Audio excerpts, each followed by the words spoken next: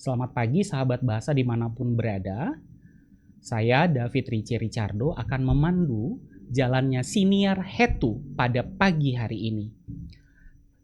Pada kesempatan ini topik yang akan kita perdengarkan di ruang dengar sahabat bahasa adalah PR besar tentang literasi. Nah, saat ini sudah ada narasumber yang sangat hebat. Beliau adalah tergabung di dalam kelompok kepakaran dan layanan profesional atau yang biasa disebut KKLP Literasi. Saat ini sudah ada Bapak Muhammad Ilyas. Bapak Muhammad Ilyas, saya sapa dulu ya. Apa kabar Pak pagi ini? Alhamdulillah kabar baik Pak David. Baik, akhir-akhir ini KKLP Literasi mengerjakan apa Pak? Ya, akhir-akhir ini kami sedang dalam proses verifikasi. Verifikasi apa? Ya, Banpem Literasi itu bantuan pemerintah untuk komunitas-komunitas literasi yang ada di Provinsi Maluku. Khusus di Maluku? Sebenarnya seluruh Indonesia, cuma Balai Bahasa Provinsi Maluku hanya mengatur, memverifikasi data-data yang masuk dari komunitas literasi yang ada di Provinsi Maluku. Sudah mulai terjaring Pak ya? Iya, sudah mulai. Oke, baik. Sahabat bahasa, ketika mendengar kata literasi, apa yang ada di benak sahabat bahasa semua? Mengapa literasi menjadi pekerjaan rumah yang seolah-olah tidak kunjung selesai sampai dengan detik ini? Apakah literasi itu hanya sekadar membaca atau menulis saja? Atau ada makna lebih dalam lagi di balik kata literasi? Apa permasalahan literasi di Indonesia? Ini yang akan kita kupas tuntas pada siniar Hetu pada pagi ini. Mungkin kita ketika mendengar kata literasi, ya sudah, literasi itu adalah urusan guru dan murid. Apakah itu hanya pekerjaan guru dan murid? Nah, ini yang akan kita bahas tuntas untuk topik pada pagi ini. Namun Pak Ilyas, ini saya akan berpantun dulu Pak Ilyas. Siap, Pak. Tentang literasi juga begitu. Baik, jalan-jalan ke Bekasi, jangan lupa makan sego cumi. Kalau mau tahu tentang literasi, jangan beranjak, tetaplah di sini. Nah, ini pantun yang harus kita apresiasi begitu Pak Ilyas, karena memang pantun kan sudah diakui dunia ya. Oke, Pak Ilyas, saya tidak perlu berlama-lama ya. Nah, Pak Ilyas, saya mau tanya ini Pak Ilyas, mengapa memilih topik ini? Saya yakin Pak Ilyas sudah memiliki topik-topik lain yang bisa dibahas di siniar Hetu ini. Namun kenapa memilih tentang PR besar tentang literasi? Apakah ada masalah besar di sana atau bagaimana? Saya serahkan ke Pak Ilyas untuk memberikan pemahaman kepada sahabat bahasa di rumah. Silakan. Siap, terima kasih Pak David. Alasan saya memilih topik ini sebenarnya karena kita memang sebenarnya punya PR yang besar dan ini belum bisa diselesaikan. Dari zaman kemerdekaan sampai sekarang, hal ini tentang literasi ini memang masih belum kita selesaikan, masih jadi permasalahan sampai sekarang. Iya. Nah, saya beberapa tahun belakangan ini memang sering melihat data-data riset ya. Nah, hampir semua riset tentang literasi yang menyebutkan Indonesia atau Maluku itu nadanya selalu negatif. Iya, makanya saya sebutkan kalau ini sebenarnya PR besar. Nah, sebut saja riset dari BPS, Badan Pusat Statistik ya, tahun 2020. Nah, riset ini mengatakan kalau masyarakat kita hanya masyarakat Indonesia. Iya, masyarakat Indonesia hanya ada 10% dari masyarakat kita yang suka membaca. 10% dari sekian banyak itu ya? Iya. Nah, ada juga data dari UNESCO tahun 2022. Dari riset ini mengatakan kalau Indonesia itu berada di urutan 60 dari 70 negara yang dikaji. Berarti 10 terbawah? Iya, masuk 10 terbawah. Ini di tahun 2022. Iya. Nah, di riset ini UNESCO mengatakan minat baca kita hanya 0,001%. 0,001%. Berarti 1/1000 ya?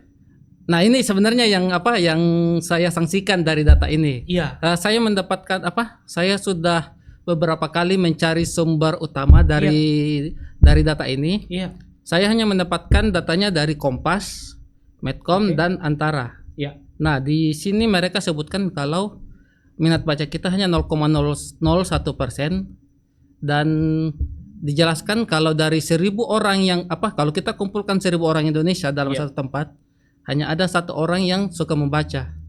Tapi saya coba hitung, benarkah 1:1.000 ini 0,001%?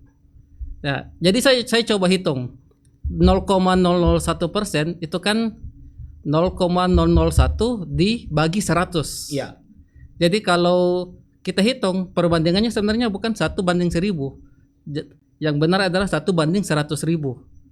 Angka ini sangat membantu menurut saya. Lebih menaik ya. Harusnya 1:1.000. Maaf, 1:100.000. Ya. Bukan 1:1.000. Tapi ini yang saya sanksikan karena saya hanya mendapat data dari pihak kedua. Oke. Bukan dari sumber utama, dan itu saya sudah cari dari di UNESCO sendiri, saya belum dapat angka 0,001% itu. Kalau mungkin dari 60 dari 70 itu ada, tapi 0,001% ini yang menurut saya mungkin keliru mungkin perlu dicek lagi. Baik. Nah, selanjutnya apakah mungkin Pak Ilyas punya data yang lain? Ya, selain itu ada data PISA. Ini kalau untuk literasi sudah diakui, sudah menjadi standar internasional ya. Tahun 2022 Indonesia itu berada di urutan 69 dari 81 negara yang dikaji. Memang tidak semua negara, cuma dari 81 ini kita masuk di urutan belasan lah dari bawah. Iya. Tetap sama yang dengan yang tadi data yang tadi. Kurang lebihnya jaraknya mungkin tidak jauh beda ya. Iya. Jadi masih bisa diakui lah keakuratannya. Iya. Nah, dari data ini hanya ada 25% orang Indonesia yang dikaji ini kan cuma anak umur 15 tahun. Dari setiap negara. Nah, dari banyaknya orang yang dikaji, orang Indonesia yang dikaji, hanya ada 25% siswa yang mempunyai kemampuan membaca tingkat 2. Nah, di PISA ini tingkatan membaca itu ada 8. Ada satu juga itu dibagi jadi 3, 1A, 1B, 1C. Ada tingkat 2 sampai tingkat 8. Nah, tingkat 1 itu untuk orang-orang yang bacaannya itu bacaan sederhana yang pendek, dan hanya bisa menemukan informasi yang eksplisit, yang jelas terpampang dalam teksnya. Nah, untuk tingkat 2 itu orang-orang yang bacaannya sudah agak lebih panjang, panjang bacaannya mungkin dia sedang, dan sudah bisa menemukan informasi-informasi yang implisit, yang tidak terpampang jelas dalam teks bacaannya. Dan dari data ini jadi kita bisa mengetahui kalau 75% siswa umur 15 tahun di Indonesia itu belum bisa mencari makna yang implisit dari sebuah bacaan. Nah, karena itu menurut saya tidak berlebihan kalau saya katakan ini PR besar untuk kita tentang literasi. Baik, Pak Ilyas, ini menarik ya data-data ini juga mungkin sahabat bahasa juga di rumah, di ruang dengar saat ini juga melihat atau mendengar data-data ini. Data-data ini kalau boleh saya saya simpulkan, ini data-data yang sangat miris sekali ya Pak Ilyas. Iya, betul sekali Pak David. Miris sekali ya. Baik, Pak Ilyas, ini kan kalau Pak Ilyas tadi sudah menjelaskan bahwa ini semuanya data-data tentang Indonesia. Nah, coba kita lebih eksplisitkan lagi. Artinya di Maluku ini, literasi di Maluku ini seperti apa Pak Ilyas? Ini juga kita ingin tahu, sahabat bahasa di rumah pasti ingin tahu. Ya, kalau kita bicara soal literasi ya kita harus tahu juga kan kondisi literasi di provinsi kita ini. Benar sekali, ya. Nah, menurut saya dari pengamatan saya, kondisi literasi di Maluku itu sebenarnya tak jauh beda dari Indonesia. Ya, kalau di Indonesia tertinggal di skala internasional, Maluku di skala nasional itu ya bernasib sama sebenarnya. Mereka juga agak tertinggal. Nah, berdasarkan data dari kajian Perpusnas ada kajian tingkat kegemaran membaca yang saya dapatkan datanya itu tahun 2023. 2023 ya. Nah, Maluku sendiri ada di urutan 32 dari 36 provinsi yang dikaji. 6 terbawah. Iya. Itu bukan 6, mungkin 4 atau 5 terbawah. Iya. Oh iya, 4 terbawah. Ya. Nah, untuk tingkat kabupaten sendiri, Kabupaten Buru jadi kabupaten dengan urutan 104 dari 104 kabupaten kota yang dikaji. Ya. Jadi dari 104 ini Kabupaten Buru menempati urutan terakhir untuk tingkat literasi. Ini 104 kabupaten yang di mana? Ini seluruh Indonesia? Seluruh Indonesia. Oke, berarti Buru adalah peringkat ke 104 dari 104. Iya, betul sekali Pak David. Jadi kajian Perpusnas ini mengambil sampel di tiap provinsinya itu ada 3 kota atau kabupaten. Iya. Kebetulan di Maluku sendiri ada Ambon, Maluku Tenggara dan Buru ini. Oke. Iya. Jadi Buru menempati urutan terakhir dari 104 sampel yang kita yang dikaji Perpusnas. Baik. Nah, di kajian ini, tingkat kegemaran membaca ini hanya mengkaji durasi dan frekuensi membaca masyarakat saja. Nah, tidak seperti PISA yang kalau PISA kan fokus kepada kemampuan membaca kan. Iya. Kalau ini hanya durasi dan frekuensi. Iya. Dan di skala nasional sebenarnya kita ada asesmen nasional. Iya. Yang dikaji lewat ujian di sekolah. Iya. Ada tingkat SD, SMP dan SMA. Iya. Namun yang saya sayangkan sebenarnya karena data-data dari asesmen nasional ini tidak dibuka untuk umum. Iya. Jadi orang-orang masyarakat sebenarnya tidak bisa mengakses datanya. Termasuk kita dari Balai Bahasa Provinsi Maluku yang sebenarnya kan kita juga bagian dari Kemdikdasmen kan. Iya. Nah, itu yang saya sayangkan karena kita sebagai bagian dari Kemdikdasmen itu tidak mempunyai akses untuk untuk data-data dari asesmen nasional. Padahal di Balai Bahasa Provinsi Maluku sendiri punya kelompok kerja kelompok kerja literasi ya. Dan ini kan kerjaannya kan sudah tidak berseberangan kan, sejalan kan. Sejalan. Nah, itu KKLP literasi ini kelompok kerja literasi ini kita ditugaskan untuk mengintervensi siswa dari SD sampai SMA untuk persoalan literasinya. Namun sayangnya kita hanya mendapat data parsial. Kita tidak data yang kita dapatkan cuma daftar nama-nama sekolah yang nilainya rendah. Dan kita tidak tahu nilai yang rendah itu nilai yang seperti apa, nilai yang bagaimana. Instrumennya juga kita tidak tahu seperti apa. Jadi kita tidak bisa membuat analisis dari dari data tersebut. Padahal seharusnya itu dibutuhkan untuk membuat program-program yang berkaitan dengan literasi. Seperti itu Pak David. Pak Ilyas, saya tertarik dengan kata intervensi. Balai Bahasa Provinsi Maluku berarti sudah mengintervensi literasi di Maluku berarti ya? Betul sekali Pak David. Seperti apa itu Pak? Nah, intervensi yang dilakukan oleh Bahasa Provinsi Maluku. Kalau di Balai Bahasa Provinsi Maluku sendiri kita melakukan pembinaan. Kita di literasi, di kelompok kerja literasi ada 2 program utama, yaitu pembinaan generasi muda dan pembinaan komunitas literasi. Pembinaan generasi muda dan pembinaan komunitas literasi. Ya. Untuk tahun ini generasi mudanya kita fokuskan ke siswa-siswa di sekolah. SD sampai SMA. SD sampai dengan SMA. Iya. Tapi berjalan ya Pak? Iya, betul Pak David.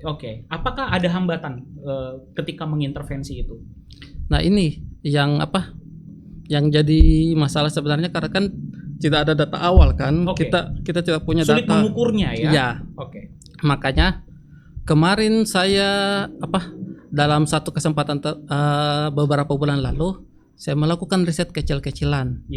Karena saya sedang bergelut dalam satu kegiatan, sekalian saya coba lihat bagaimana tingkat kemampuan membaca masyarakat kita. Nah, yang riset kemarin itu kebetulan sasarannya itu generasi muda, umur 18 sampai 25 tahun. Nah, semua sasaran ini ada 160 orang. 160 orang. Iya, 160 orang lulusan SMA. Lulusan SMA ya Iya. kali ini ya. Jadi ada yang berstatus mahasiswa, ada yang sudah kerja, dan ada yang mungkin yang baru mendaftar kuliah. Iya. Jadi baru lulus SMA lah. Iya. Nah, kami riset kecil-kecilan ini kami memberikan sebuah tes. Yang pertama itu tes bacaan. Teks soalnya ini sebenarnya tidak panjang. Yang kami buat itu satu paragraf dengan panjang cuma 3 baris. Oke. 3 baris dan satu tabel. Oke. Nah, itu datanya dari bacaan ini kita buat 5 soal. Iya. Nah, yang saya lihat dari dari hasil jawaban mereka, rata-rata hanya ada 110 orang yang menjawab dengan benar. 110 orang Iya. dari 160. Iya, berarti ada 50 yang menjawab salah. Iya. Nah, artinya ada sekitaran 31% orang yang tidak bisa menjawab dengan tidak bisa memahami bacaan. Iya, kan? iya. Nah, kalau kita masukkan ke kategorisasi dari PISA, kemungkinan besar kategori mereka itu masih ada di level 1A atau 1A sampai 1C. Iya. Jadi belum masuk level 2, padahal kemampuan membaca level 2 itu menjadi standar kemampuan membaca untuk internasional. Begitu kompleksnya ya permasalahan literasi ini ya Pak Ilyas ya. Padahal ini sudah sudah untuk umur 18 sampai 25 tahun kan. Itu saya katakan begitu kompleks dan memprihatinkannya ya data-data ini. Padahal sasaran dari riset ini kan adalah generasi muda. Generasi muda yang telah lulus SMA. Iya, begitu. betul. Nah, pertanyaan selanjutnya Pak Ilyas. Dari yang Pak Ilyas jelaskan tadi, yang riset tadi, apakah ada kelanjutannya, Pak? Oh, iya. Sebenarnya risetnya bukan cuma pada tes bacaan itu, kami juga melakukan tes menulis. Tes menulis. Ya. Tapi saya sebenarnya tidak mau menyoroti persoalan tulisan mereka dulu karena ada sesuatu yang menurut saya lebih mengejutkan. Iya. Karena dari soal yang kami berikan, soal ini hanya ada satu kalimat. Bunyi soalnya seperti ini. Bagaimana? Buatlah sebuah wacana minimal 250 kata dengan bebas dengan tema. Oh, ada temanya. Tanda petik, bangga, mahir dan maju dengan bahasa Indonesia. Tutup petik. Iya. Nah, jadi jelaskan temanya di sini maju bangga, mahir dan maju dengan bahasa Indonesia. Nah, berapa kata, Pak? 200 ya? 250 kata. 250 kata. Nah, ini soal ini kan hanya satu kalimat. Nah, dari satu kalimat ini ternyata ada 45 orang yang menjawab jauh dari harapan. Jauh dari apa yang kita ekspektasikan. Artinya dia mungkin menulis tetapi berbeda dengan tema atau seperti apa? Nah, ini yang saya lihat. Mereka benar menjawab bangga, mahir dan maju. Iya. Tapi tulisan mereka tidak ada keterkaitan dengan bahasa Indonesia. Okay. Jadi menurut pengamatan saya ada semacam kesalahan daya tangkap kan. Mereka mungkin berpikir kalau tema ini adalah bangga, mahir dan maju. Iya. Kata dengan bahasa Indonesianya itu mungkin berarti menggunakan bahasa Indonesia dalam tulisannya. Iya. Padahal sebenarnya dengan bahasa Indonesia itu masuk dalam temanya juga. Oke. Karena dia ada dalam satu tanda petik yang sama kan. Ya, baik. Jika demikian Pak Ilyas, ini apa yang menjadi faktor penyebab hal itu terjadi, Pak Ilyas? Ini hanya 45 orang ya. Iya, kalau dikonversi sebenarnya itu sudah 28% dari 160 orang generasi muda itu. Jadi tidak jauh beda dari nilai yang dari tes bacaan yang sebelumnya kan. Iya. Jadi menurut saya ini bisa bisa dijadikan referensi yang cukup akurat dengan jumlah sampel yang lumayan tinggi kan. Benar 160 sekali. orang. Iya. Ya, kita bisa lihat 160 orang, 45 orang yang gagal dalam tes tersebut. Betul, hanya 115 orang saja yang lolos dalam Nah, itu uji itu? Itu baru bagian pemahaman terhadap soalnya. Iya, faktor Belum apa? jawabannya. Iya, benar sekali. Belum Faktor tulisannya. apa yang menyebabkan itu, Pak Ilyas? Nah, kalau untuk penyebab sebenarnya ada banyak hal ya. Banyak hal. Ya, ada banyak hal yang bisa memicu mengapa kita kurang minat dan kurang dalam kecakapan membaca. Iya. Yang pertama mungkin di Maluku ini budaya lisan kita sangat kuat. Budaya lisan. Iya. Iya. Karena daerah-daerah yang tidak mempunyai aksara biasanya menurunkan ilmu atau informasinya itu Dari lewat lisan. Oke. Makanya itu dilakukan turun temurun kan. Jadi menurut saya sampai saat ini masyarakat Maluku memang masih nyaman dengan budaya lisan. Yang kedua mungkin karena perpustakaan dan toko buku yang ada di Maluku itu sangat kurang. Iya. Nah, menurut data Perpusnas dari data 2023, semua perpustakaan dari perpustakaan desa, perpustakaan kota sampai perpustakaan provinsi itu berada pada kondisi kurang baik dan tidak baik di Maluku. Iya. Kalau di kajian Perpusnas itu ada 4 tingkatan untuk perpustakaan. Ada baik, cukup baik, kurang baik, dan tidak baik. Kita di bawah, Maluku di bawah. Maluku itu ada di 2 terbawah. 2 terbawah. Kurang baik dan tidak baik. Oke. Nah, makanya itu jadi salah satu alasan mungkin orang malas membaca karena ya memang fasilitas di sini kurang. Iya. Belum lagi toko buku. Iya. Toko buku di sini juga bisa dibilang sangat kurang ya. Di sini kan paling ada Gramedia, itu pun cuma 1. Iya. Ada toko buku mungkin ada di Dian Pertiwi. Selebihnya mungkin toko buku kecil yang mungkin yang ada di Aipati, ada Kesatria Buku, toko buku independen.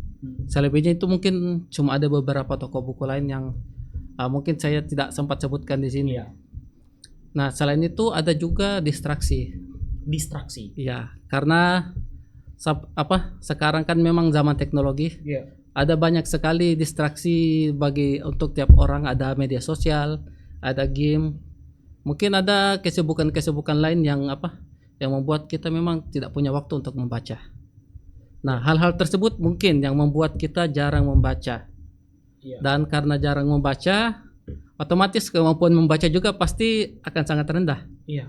Sebuah kemampuan, sebuah skill itu tidak akan bisa tinggi kalau tidak diasah. Tidak akan tajam kalau tidak diasah. Seperti itu Pak David. Ya, baik. Pak Ilyas, ini data-datanya semakin mengerucut ke Maluku dan kita jadi tahu nih permasalahan di Maluku itu seperti apa. Nah, ini kan kalau untuk generasi muda, Pak. Tadi kan Bapak juga riset kecil-kecilan untuk generasi muda. Untuk generasi muda di Maluku, kira-kira apa yang perlu dilakukan untuk meningkatkan kemampuan membaca itu? Supaya kita Maluku ini tidak terbawah begitu, Pak. Iya. Oke, baik Pak David. Seperti saya bilang sebelumnya, kemampuan itu adalah sesuatu yang harus terus diasah. Ya. Iya. Makanya saya percaya kata Allah bisa karena biasa. Allah bisa karena biasa. Ya. Ya. Kita harus rajin untuk bisa meningkatkan kemampuan membaca ya. Kita harus rajin membaca. Ya. Kita harus membaca secara rutin, dan selain itu kita perlu perbanyak kosakata. Iya. Nah, karena kalau kita mempunyai banyak kosakata, kemampuan kita untuk menyerap informasi itu pasti akan lebih gampang. Iya. Kita akan lebih mudah memahami makna dari sebuah bacaan, walaupun bacaan itu maknanya itu tersembunyi dari bacaan. Iya. Selain itu, untuk bisa mengasah kemampuan kita ya, kita bisa meringkas atau menulis ulang apa yang kita baca.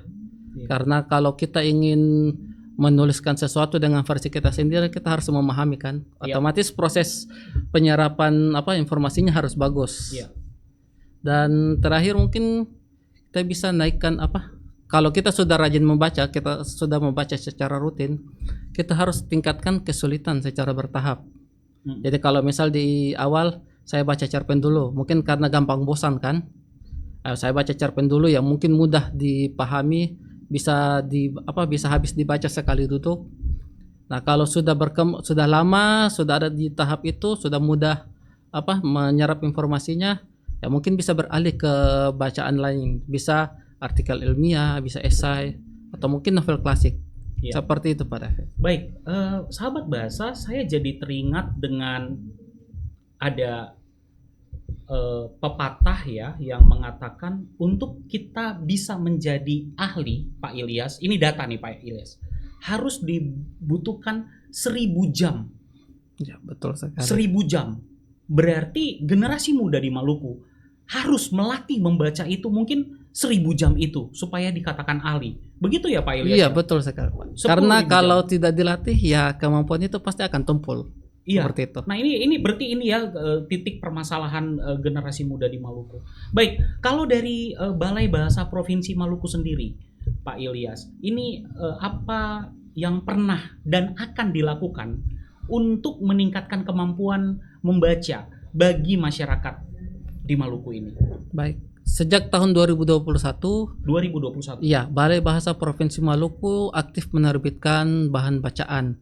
Ya. Ada yang berbentuk cerita rakyat, ada cerita anak berbasis kearifan lokal. Nah, bahan bacaan ini bisa menjadi sumber referensi atau bisa menjadi tempat latihan untuk meningkatkan kemampuan membaca. Selain itu, Balai Bahasa Provinsi Maluku aktif membina komunitas literasi dan komunitas sastra yang ada di Provinsi Maluku. Pada tahun 2022 kami melaksanakan kemah komunitas di Banda Neira. Terus tahun 2023 kami melakukan kemah komunitas lagi, tapi lokasinya ada di Kei di Maluku Tenggara. Dan terakhir di 2024 kami melaksanakan pekan komunitas literasi. Lokasinya ada di Ambon, Seram bagian timur, dan di Kota Tual. Nah, tahun ini KKLP Literasi itu berencana untuk membuat bimbingan teknis untuk SD sampai SMA. Dari tiap jenjang ini mereka memiliki tema yang berbeda karena disesuaikan dengan tingkat kesulitan. Berarti dikumpulkan di Balai Bahasa Provinsi Maluku. Nah, untuk teknisnya itu kami masih merencanakan. Mungkin akan ada akan ada beberapa bentuk, beberapa model. Nah, untuk SD itu kami berencana membuat bimbingan teknis untuk mengulas buku. Yang untuk SMP ada membaca cepat, dan SMA itu membaca kritis dan analitis.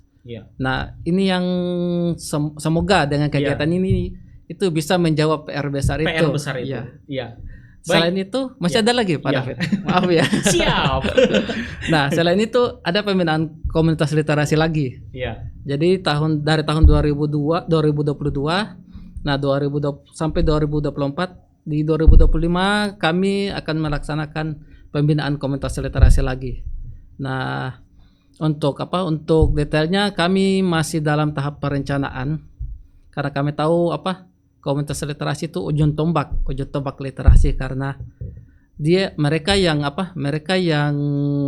mengajak menyosialisasikan literasi betul-betul di akar rumput kan, di masyarakat. Beda dengan kita. Nah, semoga dengan pembinaan komunitas literasi ini ya masyarakat secara tidak langsung bisa tersentuh, bisa menaikkan kecakapan literasi masyarakat. Iya. Baik. Pak Ilyas, ini waktulah yang akan memisahkan kita dengan sahabat bahasa tentunya.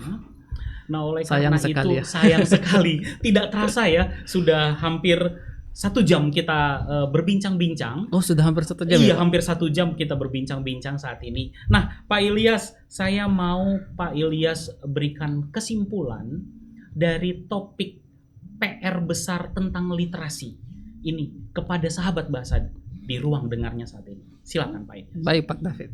Nah, sesuai riset yang saya telah sebutkan tadi, ketertinggalan kita memang tidak bisa dimungkiri ya. Kita memang tertinggal untuk untuk di skala nasional dan skala internasional. Nah, kita harus berterima dengan itu. Yang jadi permasalahan sebenarnya adalah bagaimana kita menindaklanjuti dari data-data tersebut. Benar. Bagaimana kita menindaklanjuti ketertinggalan kita dalam hal literasi. Nah, PR ini sebenarnya bukan cuma milik pemerintah. semua lini masyarakat juga harus bergerak. Bukan cuma pemerintah kan. Kalau literasi itu bisa berkaitan dengan guru, tokoh masyarakat, generasi muda, bahkan ke orang tua dari generasi muda tersebut. Nah, jadi lewat siniar ini saya mengajak sahabat bahasa, mari melangkah bersama untuk memajukan literasi di Provinsi Maluku agar kehidupan kita lebih baik. Kayak kampanye banget ya. Baik, terima kasih Pak Ilyas atas sama-sama Pak David. Materi topik yang sangat menarik ini. Dan sahabat bahasa, berbicara tentang literasi, mungkin sahabat bahasa berpikir bahwa ini hanya tugas guru, ini hanya tugas siswa, namun lebih dari itu ini adalah tugas kita bersama. Ini yang harus menjadi renungan oleh sahabat bahasa dimanapun berada saat ini. Renungan yang harus kita sikapi dengan bijak ya Pak Ilyas ya. Betul. Artinya mungkin Maluku saat ini berada di data-data yang seperti tadi. Kita tidak tahu ke depannya seperti apa. Ketika kita semuanya bersatu, seluruh masyarakat Maluku bersatu, saya yakin data ini pasti akan berubah Pak Ilyas. Betul sekali Pak David. Baik. Semoga demikian. Iya, terima kasih sahabat bahasa dimanapun berada saat ini yang telah mengikuti Siniar Hetu pada pagi ini. Waktulah yang akan memisahkan kita, dan saya David Rici Ricardo undur diri dari ruang dengar sahabat bahasa dimanapun berada saat ini, dan Amato